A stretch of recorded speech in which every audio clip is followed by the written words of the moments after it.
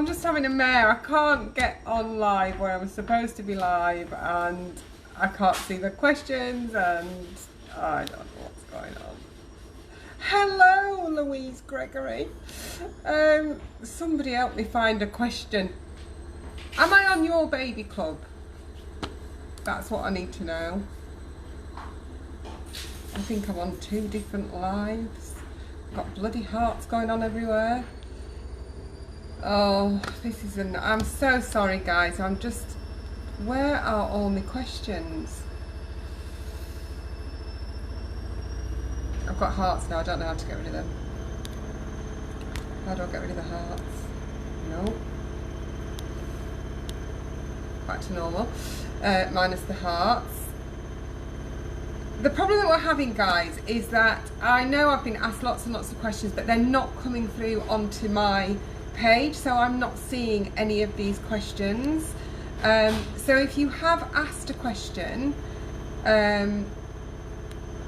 yes, it's showing as you're on your baby club live. Thank you, Louise. Naomi's laughing at me. Naomi, this is just a nightmare. I'm having such a nightmare. I've had such a hideous week. Can you see this message? I can see this message. Right, here we go. We've got a question. Oh God, I'm exhausted. I'm not even started yet. Does reflux in newborn settle itself? My 5-month-old is on anti-reflux and Gaviscon. I was wondering if it goes on its own, or will my little one be on medication forever? They won't be on medication forever, my lovely. What you will find is that once you transfer them onto solids, it will start to rectify. It's just some babies just don't do well with just the milk. So once you do move that transition, you should start to see that things get a bit better. So glad I've just answered a question.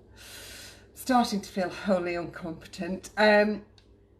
Anyway, so for those of you that have just joined, thank you very much. And you didn't realise that we've just had a whole load of chaos where I just can't work out how bloody Facebook works. I think I'm safer on Instagram.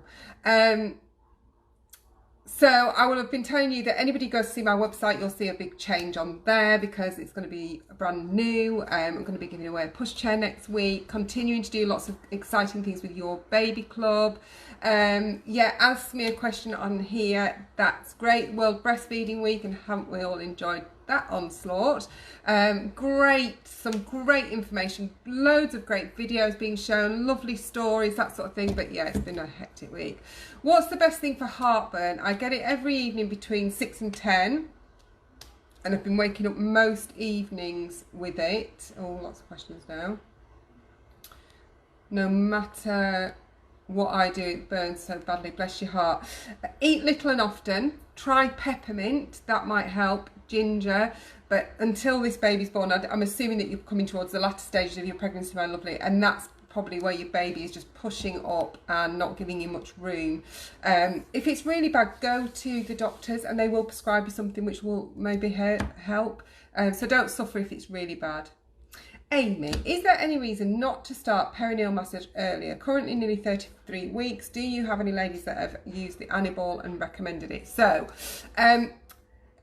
I think it's just about what the research has shown is beneficial, and what we don't want is for you to overdo it. So I think 33, 34 weeks is fine. The Aniball, for anybody who doesn't know, I haven't got it near me, is basically like a balloon that pops into the vagina and you expand it. Now, I have heard some ladies that have used it but not really had a chance to get much feedback on it. I would always be a bit concerned about completely expanding it. I'm not sure I like the thought of that. But I think if you are finding it a bit cumbersome getting to the area, you may want to use it just a little bit just to feel that stretch on the perineum. But other than that, good old perineal massage is fine. Louise Gregory, my baby was born at 35 weeks last week. I'm breastfeeding, well done, but he falls asleep easy being so tiny. I'm expressing to supplement. Any tips for keeping baby awake during feeds? I've tried tickling feet, skin to skin, etc. It's not just necessarily because he's 35 weeks, it's just that babies are sleepy just by the very nature of it, so quite often they will fall asleep at the breast. One of the things that you can do is on their hand, just do this. It tends to be a bit of a pressure point and it will often start them sucking again. So things like that, same sort of thing on their little earlobe, that sort of thing, just try to trigger them. Other than that, take them off, strip him down, wake him up, make him a bit uncomfortable, and start again. And like you said, if you're expressing just to supplement, you're going to be able to get something into him, and you'll find he will wake up. I'm currently 15 weeks pregnant with baby number 4, and I've been told I'm having an elective section, even though that's not what I would want. I have had 2 previous sections.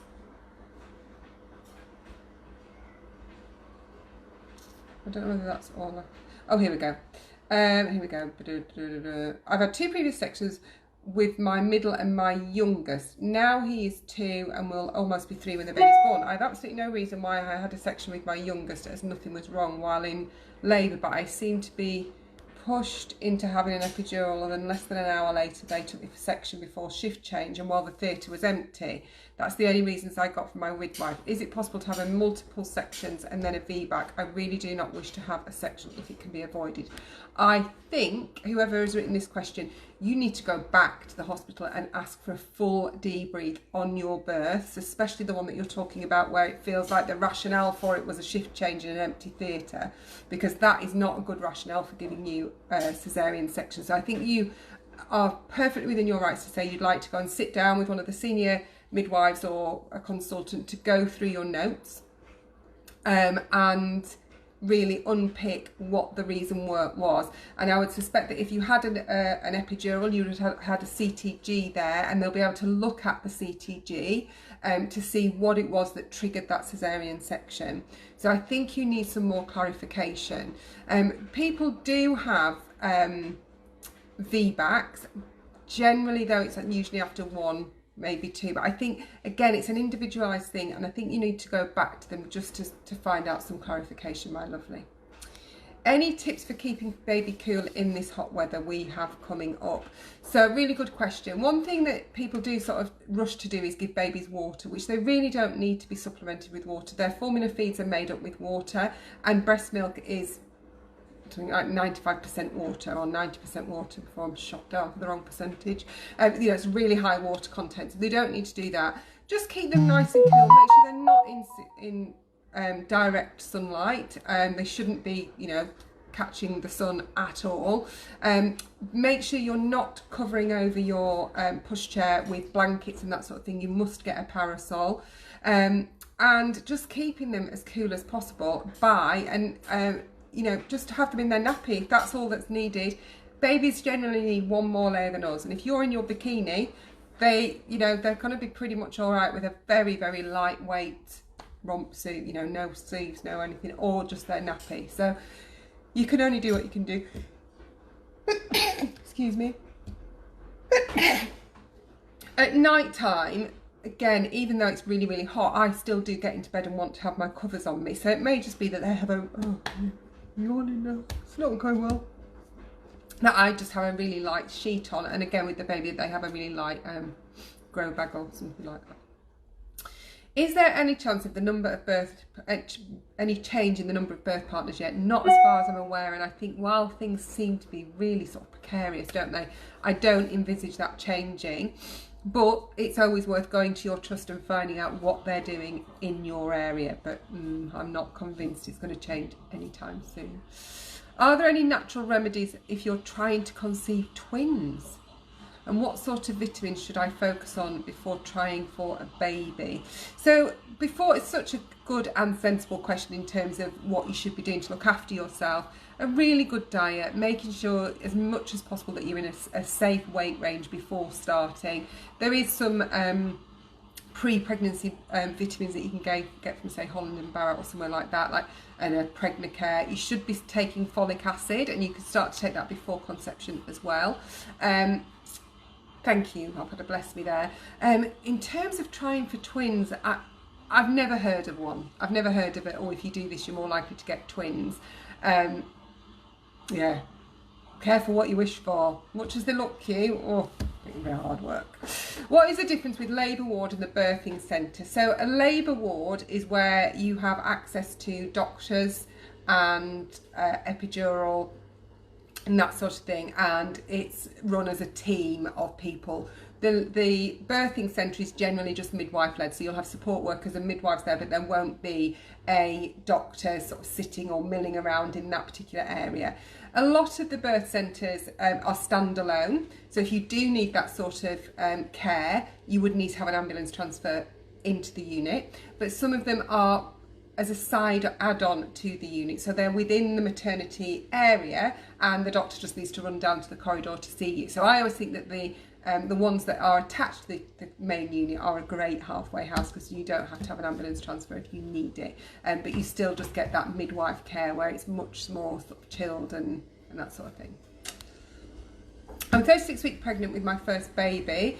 It has been bizarre preparing for the pandemic. I bet you are. It has. However, we feel as practically prepared as we can be. I want to breastfeed and just feel a little unprepared about the birth and feeding without being able to attend any classes. Have you got any tips? My tip is, at 36 weeks, sign up to my infant feeding class. There is one a week, so there isn't one next Wednesday, but the Wednesday after. So if you're still pregnant at that point, I would definitely sign up to it. It's a nearly 3 hour class, and it will prepare you for every different way of feeding your baby. It's really, I couldn't in a million years do it on this post here, but it's a class that a lot of people have really found beneficial, so I would hop onto that. I have a bit of more of a random question. I'm currently 5 months pregnant and have a nipple piercing and would like to know when you think the best time to take it out is. How many weeks pregnant? 5 months. I think I would probably start to think about taking it out. Your breasts are going to start, they're already starting to work their magic and get things going. So I think I would start to take it out, just in case you have a change in the size and it starts to become uncomfortable. Can I give my 5-month-old ice cream? If so, does it have to be milk, or can I give her a vegan? She has been weaning for a little while now. I wouldn't give them ice cream. It's got a really high sugar content and it's not good for them. I think if you're wanted to give them something to cool them, what I would probably do is put some like watermelon in the fridge and get them to suck on that. They'll enjoy it just as much as ice cream. So yeah, I would probably avoid the ice cream. Although I would say that my opinion to that has only changed in the past few years. I did a nutritional course for weaning and stuff, and actually you really start to understand the impact that sugar can have, and they don't need that sugar, and like watermelon does have sugar in it, so ice cream and chocolate and all that sort of stuff, as much as we want to see the reaction of how much they enjoy it and how lovely it is seeing that, it's actually not very good for them, so no, I would avoid it. Naomi's having a big baby. Originally they wanted to book me in for induction at 37 weeks. I'm now 39 and have an induction booked in after my due date as they're busy. Is there anything I can do other than hope the baby comes soon? Chill, relax. The more relaxed and chilled you are, the more sort of your body is sort of thinking, oh, actually this is a good time. Nipple stimulation, so do some of that colostrum harvesting. That's thought that it can bring things on a little bit, which is why we don't encourage it before the 37-week mark. Other than that, there's not really much that you could do. Sex, if you fancy, if you can find a willing partner. So yeah, that's about as much as I can say, but you never know, Naomi, it might not be as big as you think. I'm 17 weeks pregnant with my second baby and I experienced awful stretching aches in my tummy. Apart from paracetamol, is there anything else I can do to help it ease? I have a near on 2-year-old, so sitting down isn't very easy to do. I bet it's not, my lovely. The thing is, it's where you're stretching. I think doing things like yoga, Pilates, those sort of things to really help with that stretch is a good thing to do. Keeping moving, keeping your pelvis moving, doing some pelvic tilts. What else could you do? I think that's probably going to be about it. If you're finding it debilitating, though, go to your doctors. They may prescribe you something different. I'm 36 weeks and my feet, ankles and calves are so swollen and starting to become painful at the end of the day, to the point of, if I poke them, the indentation, where did that go? The thumb stays on my foot. I've tried gel, cooling, wearing flip-flops. I just don't know what to do anymore. I tell the midwife every time that I go, they just say it's part of pregnancy, but they never see how bad they really get as my appointments. Do they do your blood pressure? Oh, they're not online. I mean, it's a certain level of swelling on your hands and feet is part of pregnancy, but it shouldn't be excessive, and it can be a sign that your blood pressure is rising, or it can be, you know, not a sign that your blood pressure is rising, it could be an indicator that you have got raised blood pressure. So I'd want to make sure that you have got your blood pressure checked. Make sure you're drinking plenty of fluid, which really sounds a bit counterproductive, but it will help you to keep on flushing fluid out of your body. Keep movement going, you know, again, going back to some light stretches, yoga, just to get some movement going. Not pleasant. How many weeks did we say we are? 36 weeks. It's not going to get much better with this hot weather, is it? So yeah, just keep up with your fluid intake. Elevate your legs, that may help a little bit. So in the evening when you sit down, sit up, just keep moving those ankles, keep things moving around. Any info on ECV? I'm 36 weeks pregnant and may need one next week if baby hasn't turned round as he is breech. I'm not sure how I feel about it. So ECV is external cephalic version, basically a very posh way of saying changing the position of a breech baby, so a baby that's coming bottom first. And what they will do is they will give you like a muscle relaxant drug just to make sure that your tummy is not, you know, is not hard or anything, and then they just gently try and manipulate the baby into the right position. It's quite uncomfortable is what I've witnessed. I've never had it done before, but I do see that it is quite uncomfortable. I think it's got about a 50% success rate, so you know, 50-50 chance that it will work. There's not really much else I can say, but that's basically, it's like a really heavy massage, well, it's a bit more than massage, you know, they are trying to really move this baby. So it is entirely up to you, Emily. You don't have to have it done, and you may find in the next couple of weeks baby does turn, but it is up to you. You are more than within your rights to say that you don't want to have it done. I had my first baby approximately 21 months ago via elective section. Baby was breech. I'm due to have a second baby in 2 weeks' time. Again, for health reasons, it will be born by cesarean. Whilst I'm not scared, I have read that it's better to have a gap of at least 2 years between having sections. Is it okay to have them close together? What will the recovery be like? Is it harder? You should be, how long did you say you were? 21 months. You'll be absolutely fine, my lovely. I really wouldn't worry. You will recover well, and if, you know, it's an elective cesarean, you've not laboured, you should be fine. You're going to have a 2-year-old to look after, which is more of a concern, but yeah, just look after yourself and you'll be fine. Hi and good day. I'm taking Clexine injection, trying my best to prevent the bruising. I used cooling method before insertion and add cool water, but after it's still occasional bruise. Not really that much that you can do about it, Dean, I'm afraid. Are you giving them to yourself in your tummy? That's where generally they have been advised to give them, but some people do give them in the leg. But there's not much. It will go. It will go. Slipping down here. Time I'm up to. Right. I am so sorry it was such a chaotic start. I'm going to pull my act together, pull my socks up, get better for next week. I'm back on Tuesday on Instagram as always, and that's always a bit plain sailing on Instagram. And then I'll be back next Thursday, and hopefully you're going to be seeing a bit more of me with your baby club, because we've got exciting things going on. Hope. And that's it. You're all fab as always. Head over and give me a follow at The Honest Midwife if you don't already. Make sure I've not just had one more. Yes, I am. Well done, Dean. The bruising will go, my lovely. And I'll see you soon. Take care, everybody.